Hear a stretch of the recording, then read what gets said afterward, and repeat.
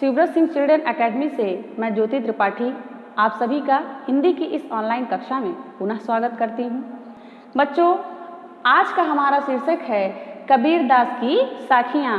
और कबीर दास की साखियाँ में जो हमने इसके पहले के वीडियो में देखा, उसमें कबीर दास जी के जीवन वृत्त के बारे में हमने जाना, उनकी रचनाएं, उनकी भाषा शैली, उनका साहित्यिक योगदान, इन सभी पहलुओं पर हम विस्तृत चर्चा कर चुके हैं। और आज हम कबीर दास की साखियों को पढ़ेंगे और दोहे छंद में लिखी गई इन साखियों के भावार्थ को जानेंगे। तो आइए देखते हैं कबीर दास की साखियाँ। साखियाँ में सबसे पहला जो दोहा है वह है मान सरोवर सुभर जल हंसा केली कराई, मुक्ता फल मुक्ता चुगे अब उड़ी अनत ना जाए। तो सबसे पहले इसमें आए हुए हम कठिन शब्दों के अर्थ को जान लेते हैं, जिसमें सबसे पहला शब्द है मान सरोवर। अब मान सरोवर का अर्थ है हिमालय स्थित सरोवर,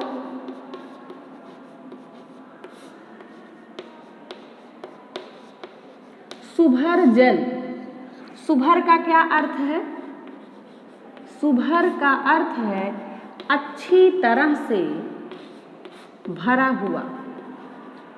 सुभर का अर्थ है अच्छी तरह से भरा हुआ।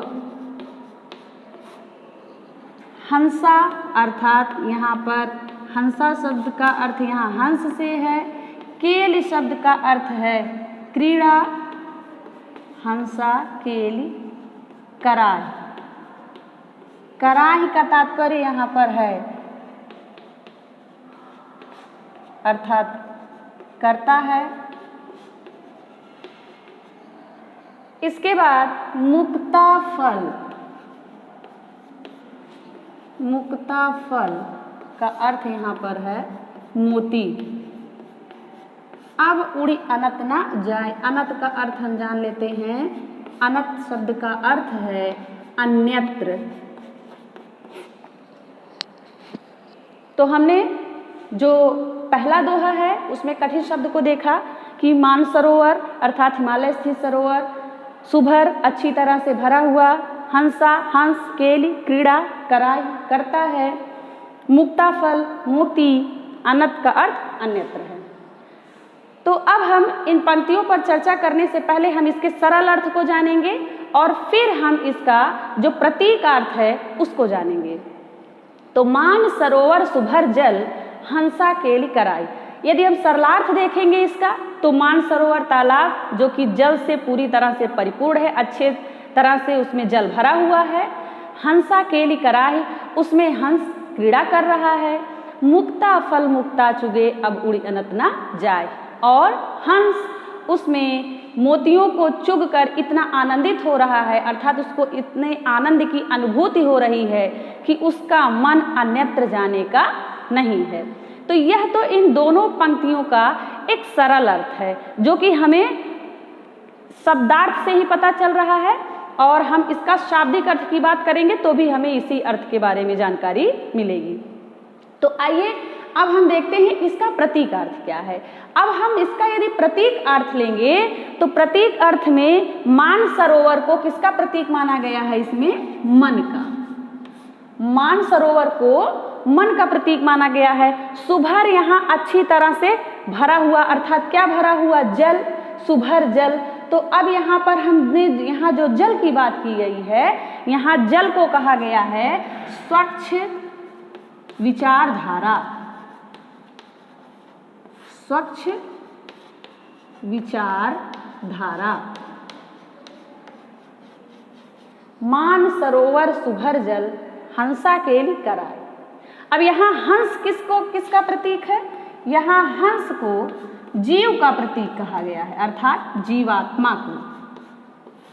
यहाँ पर हंस जीवात्मा को कहा गया है। केली अर्थात क्रीड़ा करना, अर्थात उसमें रम जाना पूरी तरह से। और अब उड़ी अनंत न जाए, अन्यत्र जाने का मन नहीं, कहने का तात्पर्य यहाँ पर मन रमने से है। अब आइए इसके हम भावार्थ को जानते हैं। तो कबीरदास जी ने प्रतीक अर्थ में यहाँ पर बताया है कि जीवात्मा रूपी जो हंस है, जीवात्मा रूपी हंस जिसका मन, उसके मन में जो विचारधाराएं हैं वह विचारधाराएं बिल्कुल स्वच्छ हैं। अब इसके भावार्थ को देखते हैं। भावार्थ में सबसे पहले हम ये देखेंगे कि मान सरोवर सुभर जल। अब मान सरोवर अर्थात मन रूपी सरोवर में सुभर जल अर्थात स्वच्छ विचार रूपी जो जलधारा है वह पूरी तरह से विद्यमान है। मान सरोवर सुभर जल, हंसा केली कराई, जिसमें हंस रूपी जीवात्मा क्रीड़ा कर रहा है। मुक्ता फल मुक्ता चुगे, और वह आनंद रूप में जो मोती को चुग रहा है, अर्थात उसे इतने आनंद की अनुभूति हो रही है कि अब वह अन्यत्र कहीं भी जाना नहीं चाहता। इसका तात्पर्य यही है कि जो ज्ञानी पुरुष है, जो ज्ञानी व्यक्ति है, जब उसे सच्चा ज्ञान प्राप्त हो जाता है तो वह इस संसार के मोह माया से विरक्त होकर के जो आध्यात्म में लीन हो जाता है, उसे उसमें जो परम सुख की अनुभूति होती है वह अनुभूति उसे इस सांसारिक मोह माया में नहीं मिलती है या उसे वह अनुभूति नहीं प्राप्त होती है।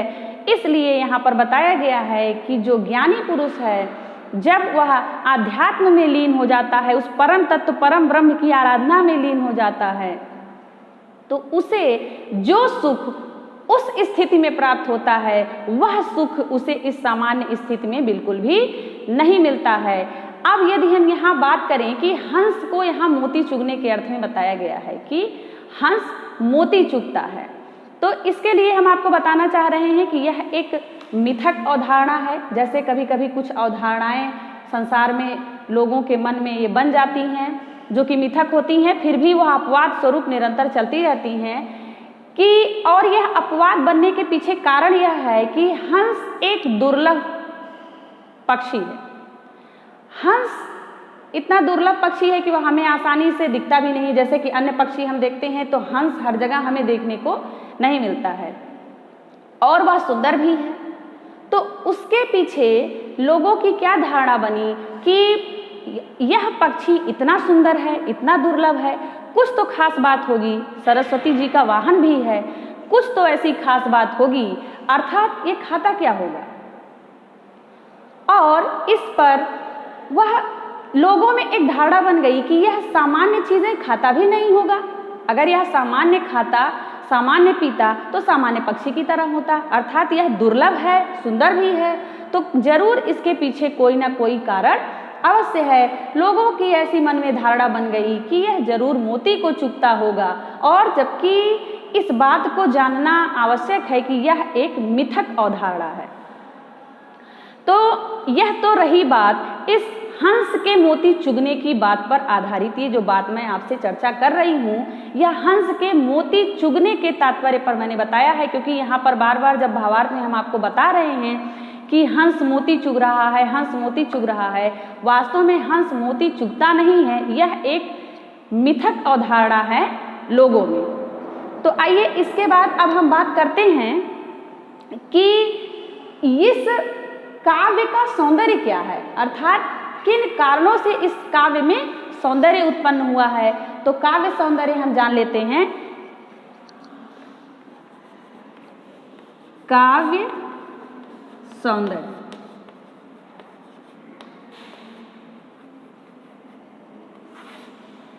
इसमें जो सबसे पहली बात है वह यह है कि इसमें हमें प्रतीकात्मकता देखने को मिल रही है। अब प्रतीकात्मकता देखने को मिल रही है, मैं आपको भावार्थ में ही मैंने स्पष्ट कर दिया कि मानसरोवर को मन का प्रतीक बताया गया है, सुभर जल का अर्थ यहाँ पर स्वच्छ विचारधारा से है, हंस को यहाँ जीवात्मा बताया गया है।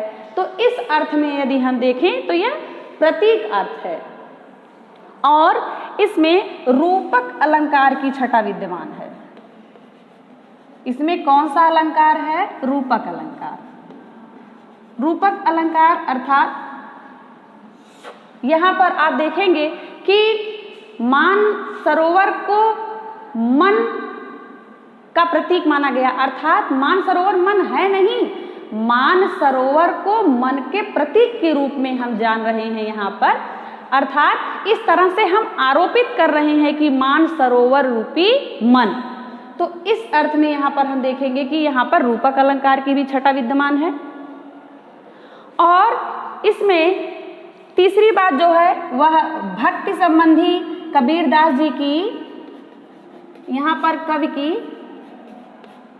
भक्ति संबंधी विचारधारा है। भक्ति संबंधी विचारधारा, अर्थात यहाँ पर भक्ति की मैंने बात की तो आप पहले ही जान रहे हैं कि निर्गुण भक्ति के उपासक हैं कबीरदास जी। तो उन्होंने यहाँ पर निर्गुण और निराकार ब्रह्म की बात की है, अर्थात यहाँ पर किसी तरीके के रूप रंग आकार की बात ना करके परम तत्व कह करके कि वह परम तत्व है और उस परम तत्व की आराधना में जो सुख की अनुभूति मिलती है वह अन्यत्र नहीं मिलता है। तो इनके भक्ति संबंधी यहाँ पर विचारधाराएं भी मिल जाती हैं।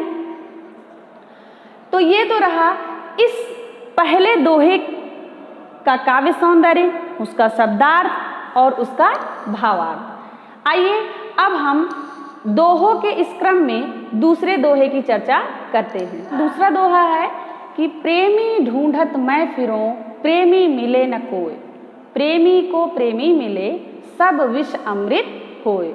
तो आइए सबसे पहले हम देख लेते हैं, वैसे इसमें कठिन शब्द अधिक नहीं है। दूसरा है प्रेमी ढूंढत मैं फिरूं प्रेमी मिले ना कोई, यहाँ पर प्रेमी की बात कही गई है, इसमें कोई अर्थ बताने की आवश्यकता नहीं है। और प्रेमी को प्रेमी मिले सब विष अमृत होए, विष का अर्थ आप जान ही रहे हैं। यहाँ पर विष का क्या अर्थ है वो देख लेते हैं। यहाँ पर विष का अर्थ है बुराई, यहाँ पर विष का अर्थ है बुराई या हमारे अंदर जो कमियां हैं।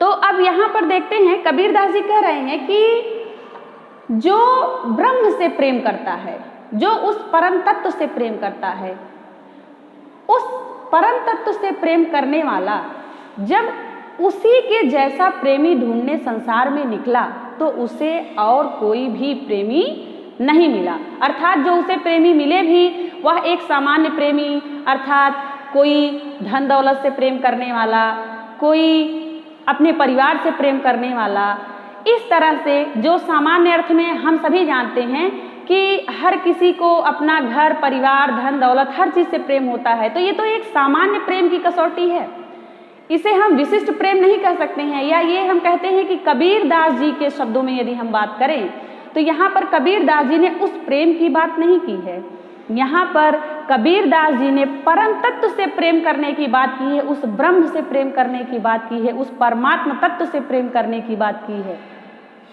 कि जो व्यक्ति उस परम ब्रह्म से प्रेम करता है तो जब वह समाज में ऐसा प्रेमी ढूंढने निकलता है तो उसे समाज में और कोई भी प्रेमी नहीं मिलता है जो कि परम ब्रह्म से प्रेम करने वाला हो।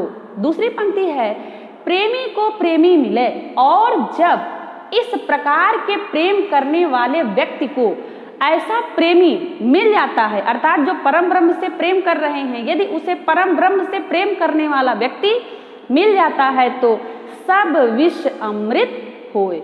तो संपूर्ण विष, यहाँ पर विष को बुराई का प्रतीक माना गया है। हमारे अंदर जो व्याप्त कमियां हैं, अज्ञानता है, हम उसे कह सकते हैं।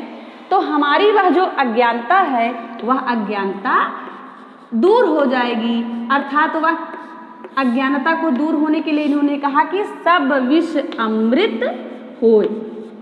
यहाँ पर अमृत शब्द का प्रयोग किया गया है। अमृत होने का तात्पर्य पूरी तरह से कमियां दूर हो जाएंगी, अर्थात नष्ट हो जाएंगी। तो यहाँ पर कबीरदास जी ने बस यही समझाने का प्रयास किया है कि सांसारिक प्रेमी आपको हर जगह मिलेंगे, लेकिन परम ब्रह्म से प्रेम करने वाले व्यक्ति मिलने दुर्लभ हैं। आइए अब हम काव्य सौंदर्य की चर्चा करते हैं।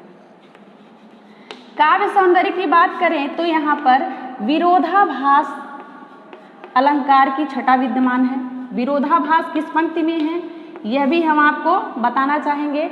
सब विष अमृत होए, यहाँ विष के अमृत होने की बात कही गई है, तो यह एक यहाँ पर विरोध की ही अनुभूति है। इस वजह से यहाँ पर विरोधाभास अलंकार की छटा विद्यमान है। और रूपक की भी छटा विद्यमान है, यह भी आपको पता है, मैंने इसके पहले भी बताया। प्रतीकात्मकता, प्रतीक अर्थ, इन्होंने अधिक से अधिक प्रतीक अर्थ लिए हैं, इसलिए प्रतीकात्मकता भी यहाँ पर हमें देखने को मिल जाती है। और कबीरदास जी के भक्ति संबंधी विचारधाराएं हैं, जो कि मैंने इसके पहले भी बताया है। तो ये संपूर्ण चीजें इस काव्य सौंदर्य से हमें स्पष्ट हो जाती हैं। आइए अब हम तीसरे दोहे की चर्चा करते हैं। चढ़िए ज्ञान को सहज दुलीचा डार, स्वान रूप संसार है भूकन दे झकमार। आइए सबसे पहले इस दोहे में कठिन शब्द को जानते हैं। हस्ती चढ़िए ज्ञान को, यहाँ हस्ती का अर्थ है हाथी से, और ज्ञान को, और ये हाथी को किसका प्रतीक माना है? ज्ञान का प्रतीक माना गया है। इसे माना गया है ज्ञान का प्रतीक। हस्ती चढ़िए ज्ञान को सहज दुलीचा डारी। सहज का मतलब होता है विनम्रता या सरलता, या सहजता भी कह सकते हैं। विनम्रता, सहजता, सरलता।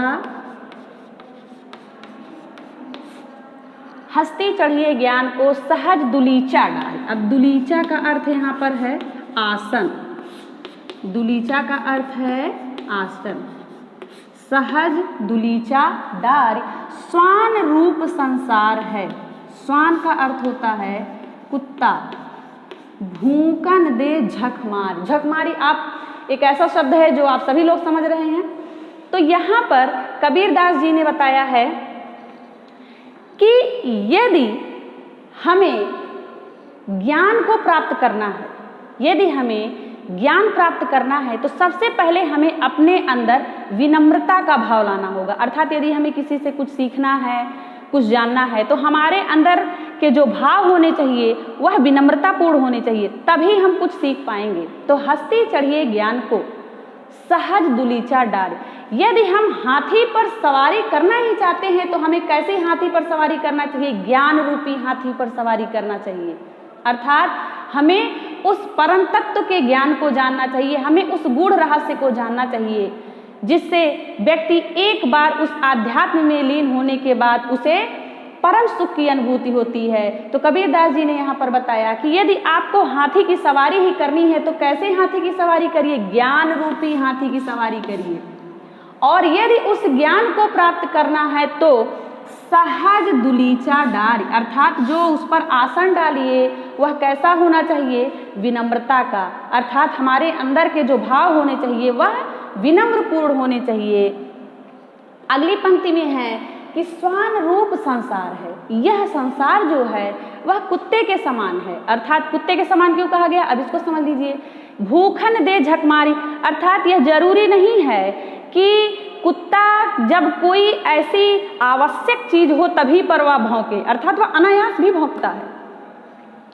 तो यहाँ पर कहा गया है कि जो सज्जन पुरुष होते हैं, जो श्रेष्ठ पुरुष होते हैं, जो ज्ञानी पुरुष होते हैं, यदि वो कोई भी अच्छा कार्य करें समाज में, तो यह जो हमारा संसार है उन पर कटाक्ष करने से पीछे नहीं हटता है। इसके पीछे कहने का तात्पर्य यही है कि सज्जन और ज्ञानी पुरुष अपना कार्य करते रहते हैं, और यह संसार जो कुत्तों के समान बता दिया गया वह उन पर कटाक्ष करता रहता है। अर्थात हमें इन सब चीज़ों के बारे में सोचने की कोई आवश्यकता नहीं है। अर्थात हमें इन सब चीज़ों से दूर हो करके उस ज्ञान को, उस परम तत्व के ज्ञान को प्राप्त करना चाहिए। अर्थात हम उस ज्ञान को जानने के लिए, उस ज्ञान को प्राप्त करने के लिए अपने मन में अपने विचारों और भावनाओं को विनम्रपूर्ण रखें, तभी हम उस परम तत्व को जान सकते हैं। आइए अब यहाँ पर हम देखेंगे तो यहाँ पर भी वही आप प्रतीक अर्थ आपको मिल रहा है, उन भक्ति संबंधी विचारधाराएं मिल रही हैं, रूपक अलंकार की छटा विद्यमान है। तो अब इस पर बहुत अधिक समय ना लेकर के हम अगले दोहे की चर्चा करेंगे। पखा पखी के कारणे सब जग रहा भुलान। पखा पखी के कारणे सब जग रहा भुलान, निरपक होई के हरि भजे, सोई संत सुजान। आइए इसके कठिन शब्द को हम देख लेते हैं। पखा पखी, पखा पखी का अर्थ होता है पक्ष विपक्ष। पखा पखी का अर्थ होता है पक्ष विपक्ष। कारणे, कारणे का अर्थ है कारण। पखा पखी के कारणे सब जग रहा भुलान, जग का अर्थ है संसार। निरपक होई के हरि भजे, निरपक अर्थात निष्पक्ष भाव से, निरपक निष्पक्ष, निरपक होई के हरि भजे। हरि भजे, यहाँ हरि कहने का तात्पर्य यह है परमात्मा से। हरि भजे सोई संत सुजान, यहाँ सोई का अर्थ है वही, सोई का अर्थ है वही, संत का अर्थ है सोई संत। यहाँ पर सुजान देख लेते हैं, सोई संत सुजान अर्थात सज्जन व्यक्ति। यहाँ पर संत सुजान का अर्थ है सज्जन व्यक्ति। अब देखिए, पखा पखी के कारणे सब जग रहा भुलान, निरपक होई के हरि भजे, सोई संत सुजान। अब देखिए कबीरदास जी ने बताया यहाँ पर कि सांप्रदायिक भेदभाव जो समाज में होता है, अर्थात हिंदू मुस्लिम सिख ईसाई, जो धर्म और संप्रदाय में लोग एक दूसरे से लड़ते झगड़ते रहते हैं, या जो भी समस्याएं आ रही हैं सांप्रदायिकता के आधार पर, यहाँ पर उसका वर्णन किया गया कि पखा पखी के कारण, पक्ष विपक्ष में, अर्थात मैं हिंदू हूँ मैं मुस्लिम हूँ, सब जग रहा भुलान। इस संसार में लोग अपने वास्तविक लक्ष्य को भूल जाते हैं कि वास्तव में हमारा जो जन्म हुआ है वह उसका जो उद्देश्य क्या है, लेकिन हम इस पर ध्यान ना दे करके पक्ष और विपक्ष में पड़े रहते हैं हमेशा। अर्थात हमेशा हम हिंदू और मुस्लिम आपस में संप्रदाय के आधार पर एक दूसरे को एक दूसरे से अलग करते रहते हैं। तो पखा पखी के कारण सब जग रहा भुलान, निरपक होई के हरि भजे। और जो निष्पक्ष भाव से, अर्थात अपने मन में इस बात को बिल्कुल भी ना लाए कि हम किस जाति और किस धर्म और किस संप्रदाय से हैं, ऐसा व्यक्ति जो इस भावना से, इस निष्पक्ष भाव से जो उस परम तत्व की आराधना करता है, अर्थात जो सुमिरन करता है उस परम ब्रह्म का, सोई संत सुजान, वही सज्जन व्यक्ति होता है। अब यहाँ पर हमने जाना कि सज्जन व्यक्ति कैसा होता है, अर्थात सज्जन के लक्षण क्या होते हैं। जो श्रेष्ठ पुरुष होता है, जो सज्जन होता है, या वास्तव में हम ज्ञानी पुरुष उसी को कहेंगे जो उस परमात्मा के आराधना में अपने आप को लीन करे और इस पक्षपात से अपने आप को दूर करे कि वह किस जाति संप्रदाय और धर्म का है। तो सज्जन श्रेष्ठ ज्ञानी पुरुष वही होता है जो निष्पक्ष भाव से उस परम तत्व की आराधना करता है। तो यहाँ पर आप देखेंगे सोई संत सुजान, यहाँ पर सावर्ण की आवृत्ति आपको मिलेगी। सावर्ण की आवृत्ति होने के कारण यहाँ पर अनुप्रास अलंकार है, सोई संत सुजान, अर्थात ये इसका काव्य सौंदर्य है जो मैं इसके पहले भी मैंने आपको बताया कि सावर्ण की यहाँ आवृत्ति है इस पंक्ति में सोई संत सुजान में, जिससे यहाँ पर अनुप्रास अलंकार की छटा विद्यमान है। इसके साथ साथ मैंने आपको यह भी बताया कि इसमें सांप्रदायिकता का भी वर्णन है कि हमें सांप्रदायिकता के भेदभाव से स्वयं को दूर रखना चाहिए, या यदि हमें सज्जन ज्ञानी और श्रेष्ठ पुरुष की श्रेणी में स्वयं को रखना है, या किसी को जानना है कि वह ज्ञानी है या नहीं, श्रेष्ठ है या नहीं, या सज्जन है या नहीं, तो उसके अंदर यह सब बातें विद्यमान नहीं होंगी। इसके आधार पर हम ये तय कर सकते हैं कि वास्तव में वह ज्ञानी पुरुष है। इसके बाद आप देख ही रहे हैं कि हर जगह इनके ज्ञान संबंधी विचारधाराएं ही हैं, तो इसको हमें बार बार बताने की आवश्यकता नहीं है, इससे आप पूर्णतः परिचित हैं। तो आइए अब हम यहाँ पर देखते हैं अगला दोहा, पांचवा है। हिंदू मुआ राम कह मुसलमान खुदाए, कहे कबीर सो जीवता, जो दुहू के निकट ना जाए। अब यहाँ देख लेते हैं, हिंदू मुआ राम कही। अब मुआ शब्द का अर्थ आप जान रहे हैं कि मुआ शब्द का अर्थ है मृत्यु से या अपने आप को नष्ट कर लेने से या समाप्त कर लेने से। राम कही, कही अर्थात कहना। मुसलमान खुदाए अर्थात मुस्लिम संप्रदाय की बात हो रही, खुदाए अर्थात उनके आराध्य खुदा। कहे कबीर सो जीवता, जीवता अर्थात जीवित, जो दुहू के निकट ना जाए। अब यहाँ देखते हैं दुह के निकट ना जाए, यहाँ पर दुह का अर्थ है दोनों, दुह अर्थात दोनों, जो दोनों के निकट नहीं जाता है। अब यहाँ पर दोनों में कौन है जो दुहू के निकट ना जाए? दोनों का अर्थात यहाँ पर संप्रदाय से है, अर्थात हिंदू और मुस्लिम। कहे कबीर सो जीवता, जो दुहू के निकट ना जाए। अब इसके भावार्थ को जान लेते हैं कि हिंदू मुआ राम कही। अब यहाँ पर कबीरदास जी ने फिर बताया कि हिंदू मुआ राम कही। हिंदू धर्म के लोग राम राम कह करके अपने आप को वहीं सीमित करके नष्ट हो जा रहे हैं। मुसलमान खुदाई और मुस्लिम वह खुदा खुदा कह करके अपने आप को वहीं तक सीमित करके नष्ट हो जा रहे हैं। दूसरी पंक्ति में है कहे कबीर सो जीवता। कबीरदास जी कह रहे हैं वास्तव में जीवित उसे ही माना जाएगा या जीवित वही है जो दुहू के निकट ना जाए, अर्थात जो इन दोनों संप्रदाय में फंस करके, जो वास्तविक बात से अनभिज्ञ हो करके जो इस प्रकार की अवधारणा रखता है वह जीवित की श्रेणी में नहीं रखा जाएगा, अर्थात वह पहले से ही मृत है। तो कहे कबीर सो जीवता, कबीरदास जी कह रहे हैं वास्तव में संसार में जीवित व्यक्ति वही है जो दुह के निकट ना जाए, जो इन दोनों संप्रदाय में फंस करके अपने आप को नष्ट नहीं करता है, अर्थात अपने मन में एक भाव एक विचार से उस परम तत्व की आराधना करता है। तो अब इसमें आप देखेंगे कि मुस्लिम और हिंदू में ये जो दोनों भावनाओं की बात हुई है यहाँ पर, उनकी यहाँ पर देखेंगे कि विरोध है। विरोध का अर्थात विरोध किस आधार पर किया गया है कि संप्रदाय के आधार पर जो हम अपने वास्तविक लक्ष्य से भटक रहे हैं, इसलिए यहाँ पर सांप्रदायिकता का जो भेदभाव हमारे सामने आ रहा है उस पर यहाँ पर विरोध किया गया है इनकी इस साखियों के माध्यम से कि वास्तव में यह उचित नहीं है।